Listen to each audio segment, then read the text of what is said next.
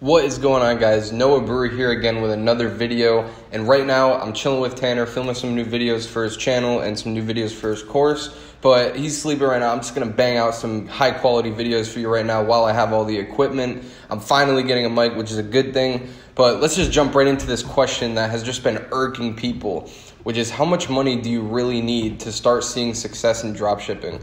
Now, this is a question that doesn't really have a direct answer. I mean, it completely varies person to person. I've never seen like a set amount of money to where, you just spend it and then you're successful out of nowhere. It doesn't really work like that. The way that it works is you just test products until you find a winner, and then after scaling that winner after a week or two, the payments start catching up, and then you start, turning profits. That's kind of the goal of what you want to do, is find a winning product. So more of the question that you should be asking is, how much money do you need to find a winning product? And the easy answer to that question, I mean, there is no easy answer, but I'm kind of going to break it down so that it makes the most sense. So as you guys know, with my strategy, I mainly spend around $100, spend or lose around $100 per product that I test. So if you're spending $100 per product that you test, now all we have to do is look at the averages of how many products do you have to test before you find a winner, and that's your answer of how much money that you need. Like I said, there's no guaranteed number. Like, you're not guaranteed to find a winner out of every 10 products you test, for example. But in my experience, you can kind of weigh it in as, in different skill levels. So if you're a beginner, honestly, expect to find a winner within 1 out of 30 of your products that you test if you're following like a decent strategy. Okay, this is, if you don't have a mentor, you're just going off of YouTube videos and you're following a strategy, but you don't really have somebody who's skilled teaching you exactly what to do. And that brings us into our next level of skill, which is you're pretty new to it, but you have a mentor, you have somebody kind of looking over what you're doing and telling you what to test and what not to test. Now your chances of finding a winner are a lot higher, and you're looking at, 1 out of 15, 1 out of 20. It's still going to be kind of iffy because you don't have the experience yourself. You know what I mean? Like, it's not like even with the best mentor in the world, you have to experience things yourself before you really know what you're doing. And the mentor is just there to kind of like approve of things and teach you how to do these things. But at the end of the day, it's going to take time for you to like test things, see how they work, and then go back to your notebook, write what you learned down, and then go and test some more.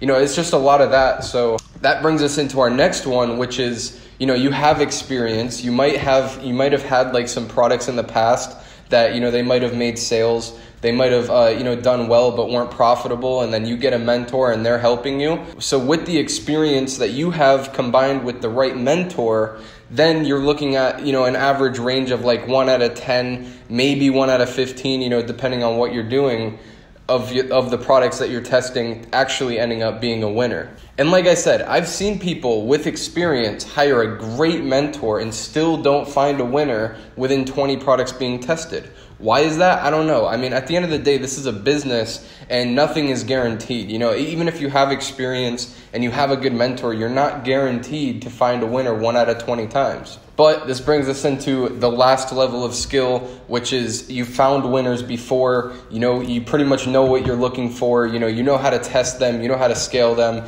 you have that experience. And in this range, this is where I see people really finding winning products within, 1 out of 3, 1 out of 4, 1 out of 5, 6, in that range where they can kind of just like test, 10 products a week, and they'll have a new product every single week or 2 new products every week. And this is kind of what you want to strive towards, because it is a numbers game, right? It's like, obviously you want to be able to find a winning product within 6 or 7 that you test in the beginning. But in order to have those skills to be able to do that, you need to go through, 30, 50, 100 products and see how they perform. And, no mentor can provide that kind of experience. And that's why I'm saying, like, there's different levels to this stuff, and, how much you need to find a winning product completely depend on like where you are in the process. Like, are you a complete beginner with no mentor and you're just going off YouTube videos? Well, it's going to take you a lot more than if you have a bit of experience already and you have a really good mentor. It's going to take you longer because you don't know what to look for. You don't know what to avoid. You don't know what to be attracted to. So what is my answer to this question? If you're a complete beginner and you just need to go out there and test things and really figure out what's going to work for you, I would expect to have $3 or $4 grand, invested into it before you're able to find a winner. Now, let me stop you because I know what you're thinking. Like, oh, you don't need $3 or $4 grand. He's bullshitting you. Like, you don't need any of that. And listen, the reason why I say this is because I don't want to set you with the expectations in this business to think that you can just come in with $1 grand and build like, $100K a month business out of just starting with $1,000, because that's not being an entrepreneur. Being an entrepreneur is saying, okay, like, how much money do I need to test per product? And then saying to yourself, I'm going to test products until I find a winner. As a matter of fact, most people, they'll just start testing. It doesn't matter how much money it's going to cost, because honestly, if you really wanted it, you would go out and get it. But I understand the question, and that's why I'm here to answer. And if you're a complete beginner, $3 to $4 grand is a really good amount. But if you have a bit of experience, or maybe you're a beginner and you're hiring a mentor, I would say a good number is between $1,500 and $2,000. That should be plenty to find a product that's going to give you returns, to continue testing on another store and keep the momentum up. But like I said, nothing is guaranteed in this business, and it's really important for you just to understand, the fundamentals and, have the money so that you can do the work and you can test and you can go out there and learn what you need to learn to be able to have, your 1 out of 4, 1 out of 5 success rate when it comes to testing products. It can't be handed to you.